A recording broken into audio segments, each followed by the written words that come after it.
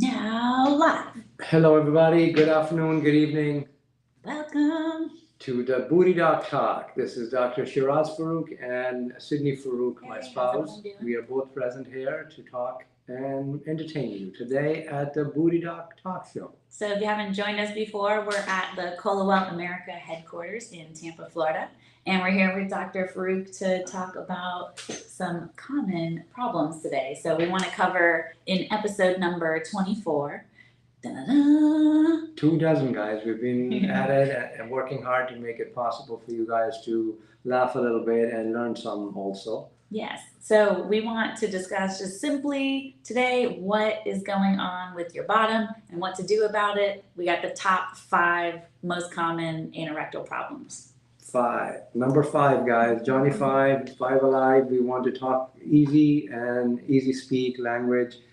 Give out 5 common concerns that most people have come to us about and talked to us about. And we thought that this topic is broad enough that it can help a lot of people at least understand common stuff, and that may allow them to seek medical help if they need to.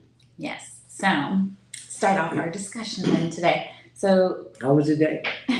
Well, a little crazy. We had a hurricane over here. Yes, we were in Tampa, guys, and Tampa got affected by the hurricane. We had to close our practices, and the hospitals and the surgery centers were on standby. Yes. Parts of Bayshore Drive, you might have seen on the TV, got flooded. Some parts of Tampa and up north, there was some damage. Luckily, we were very safe and did not get hurt by this hurricane. Yeah, so... But those people out there who did get affected. And we have our prayers and well wishes going out to them. And we wish them the best, and hopefully they will recover very soon. Yeah, and there's different areas where you can donate. So look if you're looking to help some people in need who were affected by the storm.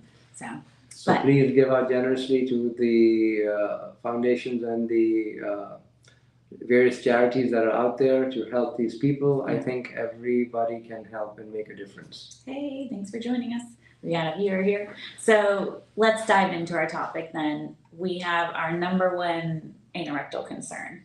Ouch, come on, that's the easy one. It's pain in the butt.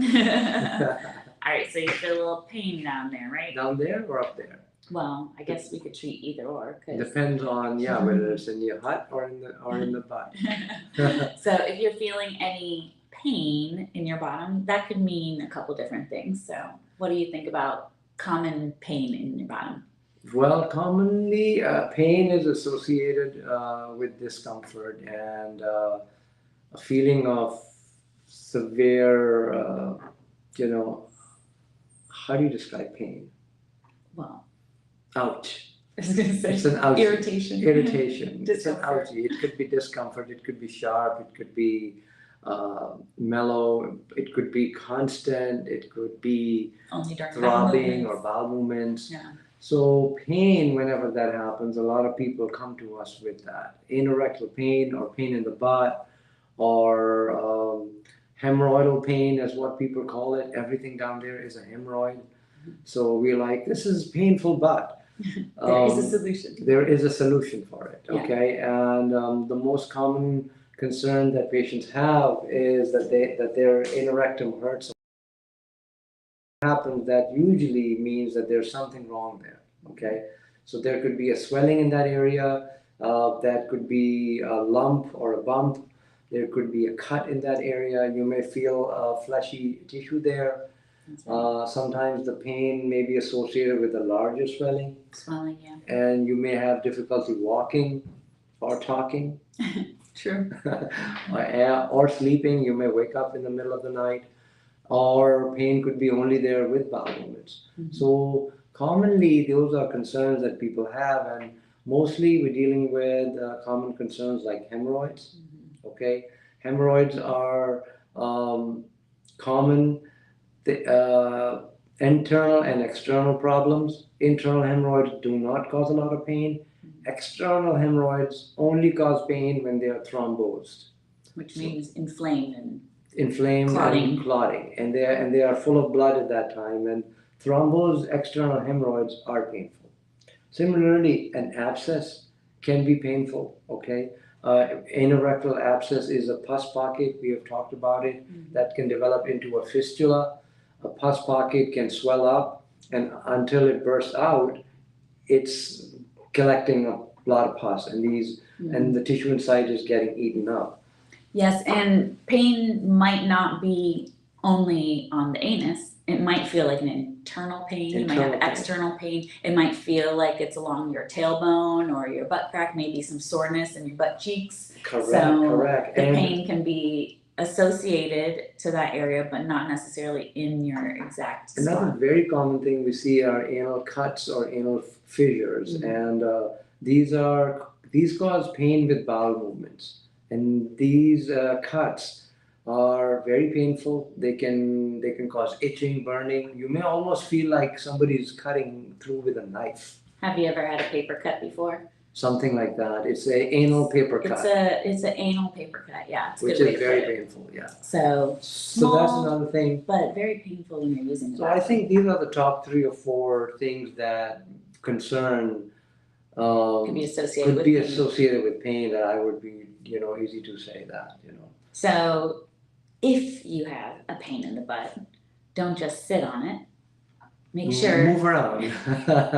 Make sure you see someone about it, of yes, course. Shake your sometimes booty. time is of the essence with these things. Correct. So. And that's why if you are having pain and if you notice a lump in that area or something else, please seek medical help. There's no reason to not type up and find Dr. Google at least, or find your favorite proctologist, DaBootyDoc, or if you're in Tampa, you can come to our office.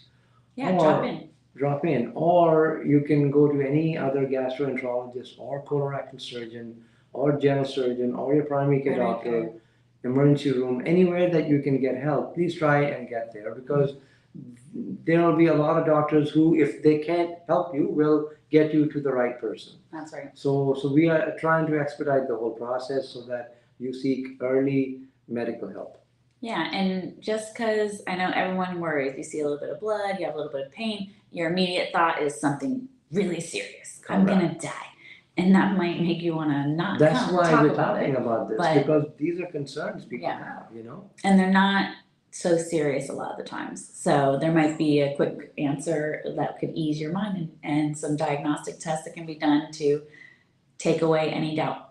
Another thing that I hear people very, very commonly talk about anorectal problems, and they're like, Doc, I'm not pooping good, and they could be having excessive bowel movements, or they're not having their regular daily bowel movements. Yes, so irregular bowel movements, this is another common cause of anorectal pain. And that could mean that they have severe diarrhea, okay, or they're constipated and bloated and passing difficult time passing gas, and they're burping a lot. That could happen. So irregular bowel movements are abnormal poops. If the poop is not good and you're not happy, if it's not the right color or the right shape, so all of those are concerns. First here, let's define, because for one, there's a little subjectivity here. Correct. Everyone's version of regular bowel movements is a little different. Yes, so there's no such thing as regular bowel movements. So everyone is different. Let's define a typical regular bowel movement, because some people you might go once a day, some people might go 3 times a day every day. Correct. And it's different. That may range in the normal. Like what I would say is, if you're having more than 5 bowel movements a day, then you have a problem or something's going on. You mentioned color, so color obviously color can indicate different things about your poop. If you have black poop or if you have red poop, then that's a problem. But if you have green poop, you could be a Martian. Or Popeye. Yes, eating a lot of spinach could do that. So there are different things that you have to worry about. We should make a poop rainbow chart. There is a poop chart, and we'll There talk is, about it yeah. another That's time. what gave But me I don't know if there's a poop rainbow chart. should. That's a good one. Did you have carrots for dinner? That's a good one. What's up, doc? So diarrhea means that there's profuse liquid, watery bowel movements or runny bowel movements. Or constipation could mean that you haven't gone in 4 days or 5 days, and you're passing rocks with very difficult time pooping, and that could be variations of that. So Well, if you eat rocks, you're gonna pass them. correct, and that's why you have to drink lots of water. You know, I talked about this, but before we were talking today, the last question that Sydney asked me is like, "Hey, why do we have to drink water?" And I was like, "Yes, we have to drink water because We tell everyone to stay hydrated for their healthy colorectal health. because so. we are full of water, and if you don't drink water, you'll get dehydrated in your skin, your cells inside, your poop will get dry, and you'll have a difficult time pooping it out. So your poop needs water so it can slither through the colon, I or think slide through. what he told me even more specifically was the fiber in our diet Correct. goes with the water, and the water interacts with it to help it absorb And becomes a bulk your sponge. mass. So the fiber acts like a sponge, and if you watch SpongeBob lives underwater, so he's always hydrated. Okay. So he poops. So he poops Real good. regularly. Yes. So poop is very important for you, and if you're drinking lots of water, your poop is going to be spongy because it'll absorb the water and you will shoot it out. So incorporate the fiber in there too, just as a Correct. good additives. So irregular bowel movements You can know, mean that could mean not IBS pooping for days. or irritable bowel syndrome. It could mean that your diet is bad, you're traveling bad, or you're not eating good, and you know, Yeah, that's maybe a you very have a important thing. bacteria Or you or have an virus. infection, or it could mean something like inflammatory bowel disease or diverticular disease or some other colitis. It doesn't even have to be disease. In fact, one of our patients, she's taking all of our recommendations, lots of fiber, this, that type of fiber, this supplement, Metamucil, and she comes in like, Sydney, I keep going to the bathroom. I can't go out with my friends. I've been locked up in my house because I go 4 or 5 times a day now. I'm asking her questions. Is it regular? Does it hurt? Are you constipated? Finally, I'm like, how much fiber are you eating? And I find out she's taking all these kinds of fiber. Yeah. So I'm like, nothing's wrong with you, actually. You just need to slow down on your diet. So moderation is obviously so important. Eating the right food. Yeah. Eating lots of fiber and not eating too much fiber. Yes, so there is a such thing as too much fiber. Correct. So we have to really educate everybody about what to eat or what not to eat. You know, that's part of I think every physician's job. Every practitioner has to understand that food ingestion is important because it's a gut feeling, guys. She got the it's a gut feeling hashtag today, which is the hashtag for Colorectal America. Yes. Our practice also. We believe that your digestion helps you eat better food, you'll feel better.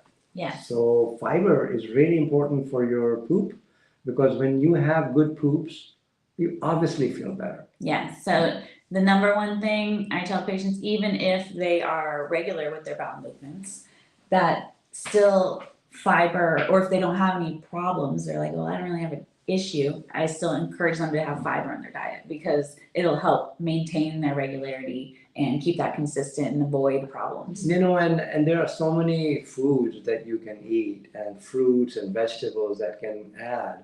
And it's a shame that most Americans are just eating pizza and Jack in the Box. Wait a second. Did you do a survey?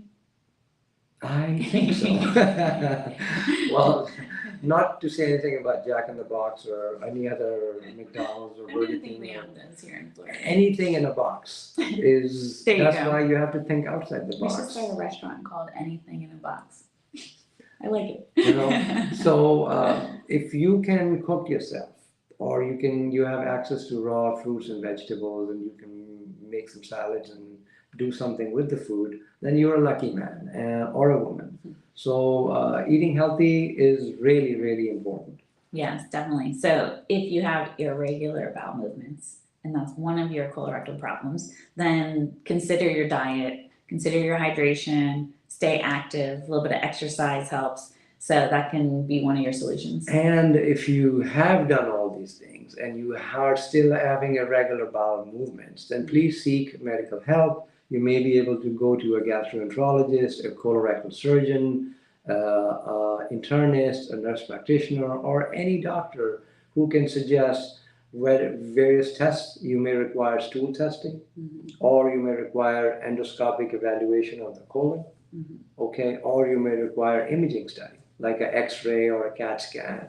So those are things that can be done along the line. So this is a concern. If you have, please go through the following steps, like Sydney said, check at your diet and all that stuff, and then seek medical help if you need it. Yes, and of course, other concerns like you've had diarrhea for 48 hours, or things like that that are a little more chronic, don't wait to see what happens. And drink lots of fluids. You might if you're dehydrated, dehydrate yourself. that's a problem. Yeah, or so you know. So another thing that people really talk to me about, and every time I ask them, why are you in my office today and not 5 days ago or a month ago, or what really made you come, a lot of times it's the rectal bleeding. Yes. Okay, blood in the poop. Yes. Is a scary problem. You'll ignore a little bit of pain, but the moment there's one drop of blood on the toilet paper or in the water, then it's a little concerning. There's a lot of people that ignore a few drops of blood. Okay, guys, I will Don't tell do you, it. I'm pointing it out to all of you guys. If you see blood in the poop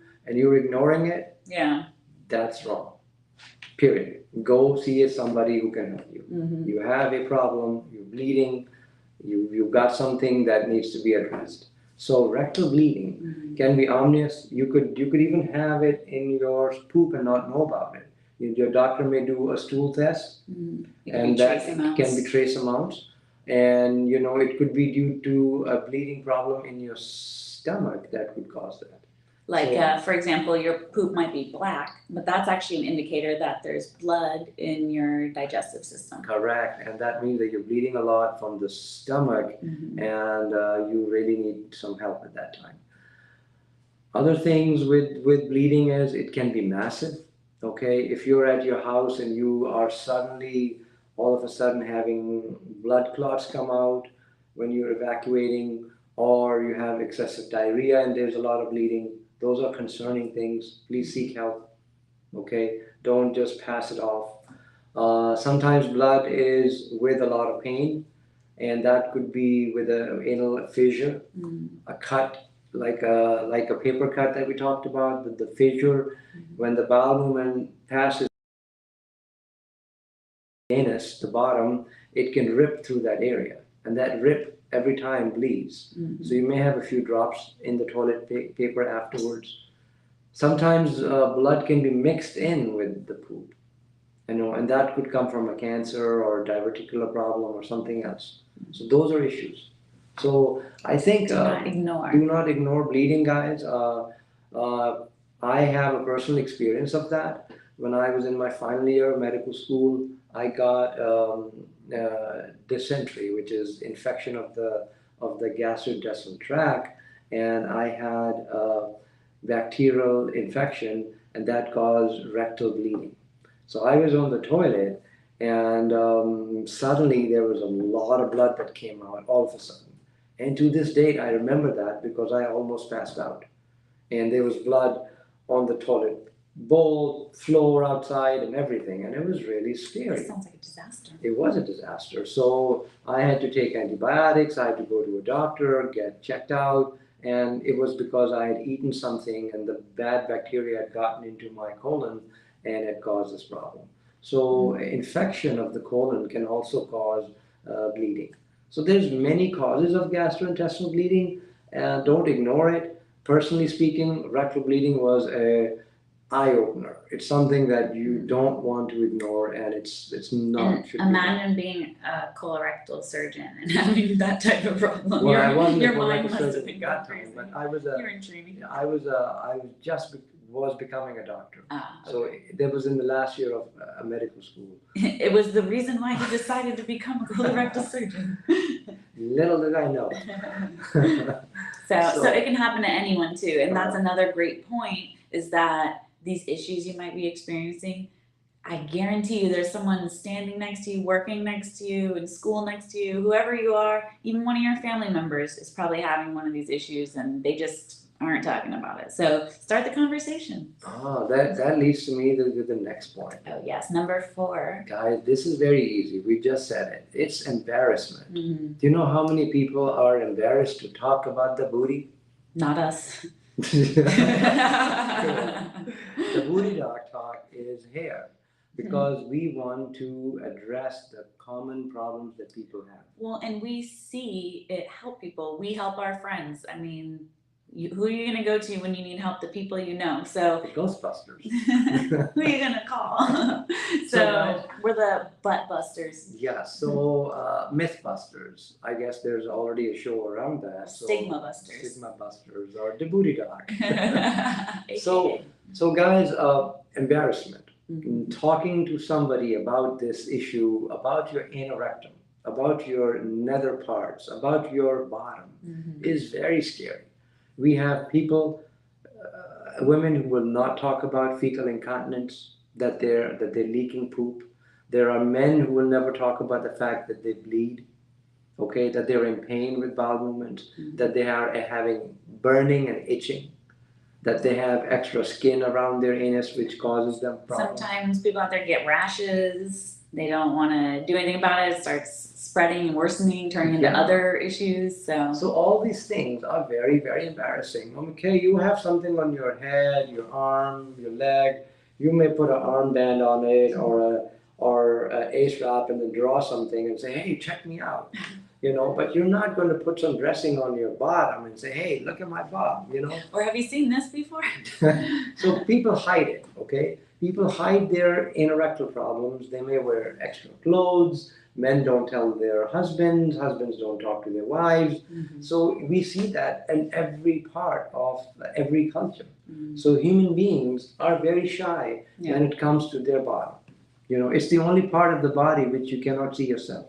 Now we have iPhones and mirrors, so we can do that. But you have to be that's what, specifically made for the bottom. So are very, very touchy-feely problems. Okay, now we're getting a little weird. People are afraid to talk to their doctors about embarrassing situations in their bottoms. They may wear diapers. They may have pain. They may be bleeding. Or the thing I hear that makes me the most sad for people is that they just stop doing their everyday, day-to-day things. Yes, So, a lot of people get very discouraged about talking about this. well, if you're issue. having bowel irregularity or fecal incontinence where you're leaking and you have to wear a diaper, you're going to go out to dinner with your friends? Are you going No. to take an airplane flight somewhere? You're not, and You're you are afraid and you're scared, and these are very big issues. So we have to talk about anorectal problems like we talk about the common cold. Okay. And if anything, maybe you don't want to tell your primary care about it, but find a colorectal surgeon or a GI. They are going to be talking about it all day, every day. So there's like nothing you could phase them with. Absolutely. In fact, we love what we do because we know we're so special because we can help people like well, you. there's a lot of training involved, and this is a very delicate subject. So when we see patients, we have to remain very compassionate. Mm-hmm. We have to help them and improve their outcomes. So people, when they come to us, they are scared. Okay, you can go to a neurologist, a neurosurgeon, a cardiac surgeon, a dentist, a gynecologist, a urologist, a dermatologist, an orthopedist, but you're not going to go to a proctologist because you have to show your bottom. Mm-hmm. And most people are very afraid. So we are here to take the stigma out and say, guys, this is no different than any other part of the body. Mm-hmm. We have to examine you and take care of it. So right. Come to the right doctor, come to the right provider, and you'll be guided, and there is help available. Yes, so be shy, but do something about it. And why is that important? Because if you don't, what's going to happen? Don't say it. Something negative. Yes, you're going to miss something really bad. That's the biggest scare people have, and that's a very honest truth. Okay, guys, everybody's worried about the C word, cancer. Okay, Mhm. anorectal cancer, colon cancer is a big killer. Okay, about 150,000 people have colorectal cancer in America every year. Okay, and 50,000 of them die. Whoa, Yeah, that's a big number. lot. I believe those numbers are right. Do not quote us. Okay. Anyways, there's a lot of people who are suffering, and their suffering is because a lot of them do not get detected in time. Mm-hmm. I have seen myself patients that have waited for months and years when they think they have a hemorrhoid and they have a cancer. I have seen patients who have been diagnosed with fissures, fistulas, and other problems. They have a little bit of bleeding, they have some discharge, and they keep putting it off. Life happens, you have make an appointment, you forget it, or something else happens. Okay, you have to take action and go seek a medical provider who can find answers. Colorectal cancer is very common, it's growing and rising in number, and it's all because of microplastics, or some of it. Yay. And lack of fiber. The fiber will eat your microplastics. You know what? Microplastics will actually get washed out a lot of times with the fiber that you're eating. So fiber really is like the broom, and all the toxic elements that we eat are removed from the colon lining, and that prevents colorectal cancer from happening. And that has been studied by various doctors and researchers, and the studies have shown that there is a decrease in colorectal cancer incidence and decrease in polyp formation when you add extra fiber in your diet. Yes. So it's like the colon scrub brush. Correct. So it for one feeds your good gut bacteria, so you have less bad down the road. And then eat good bacteria on top of that. In there. But it also bulks your mass. It scrubs the colon as it washes through you. So and the gel form of it also absorbs the toxins and the cholesterol and everything and poops it out. Yes, so the soluble fiber. Correct. And you can get all of this in apples, lentils, Avocados. dates, pears, avocados, pineapple, broccoli, papaya. There's tons of fruits and vegetables, guys. Like beans. You go to the market, stay away from the middle aisle. They should make a fiber aisle. They have a fiber aisle, but it's all boxed stuff. Okay, they need to create. They should store at the grocery store by. Well, I guess they kind of do. But fiber is in a lot of things. That's our point. Fiber is everywhere. You just have to make that a regular part of your life. But you have to be eating those types of foods, not boxed foods. You can you probably get more fiber out of eating the cardboard box. Yes, eat the pizza box. For more fiber. No, you have to put a lot of cheese on it. Wait, that is called a pizza. Cardboard with cheese on it. That's the New York style pizza. So this is my favorite thing about colorectal cancer is that if you find a polyp that's cancerous or precancerous and you remove it, you do not get cancer. It's the only cancer, guys, that can be prevented and nipped in the evil in the bud. The polyp in the bud. So you can actually remove it. Yes. And there goes cancer, like you don't need treatment, you don't need chemo, you got the polyp snipped, the cancer is gone. Depending on how the margins are, if the margins are clean and you've got a clean removal, you're a very lucky man or woman. So it could be simple as that. So get checked, get a colonoscopy. If you see problems like bleeding, anorectal pain, discharge, or irregularities in your bowel movements, you need to seek help. And you may be worried about colorectal cancer. And that is something that we all worry about. These are the top 5 things that everybody talks about and come to us for. And I thought we'll bring it back to you guys in a very easy manner so that you can understand the top 5 things. Okay, bleeding, pain, embarrassment, irregularity, and worry about cancer. Or other disease that may lead to cancer down the road. So those are issues that are very common, but the common denominator is that helps with all of these things, medical help and your diet. That's right. So if you're worried about these things, take action today. Start considering what you're eating. Are you eating the Jack in the Box, or are you making them at home? And get help when you need it. Correct. Contact the right people. Don't be embarrassed. Even if you feel that way, you're going to be at ease. You come somewhere like this, and we'll take care of your concerns. So Thank you, guys. This was it for today. yeah. The Booty Doc Talk with Shiraz Farouk and Sydney Farouk. We're very happy to be here, and we'll talk to you guys next week. Hopefully you guys are entertained and enjoying the show. Yes. Take So care. see you next week. Have a good one. Thank Bye, you, guys. everyone. Thank you. Bye-bye.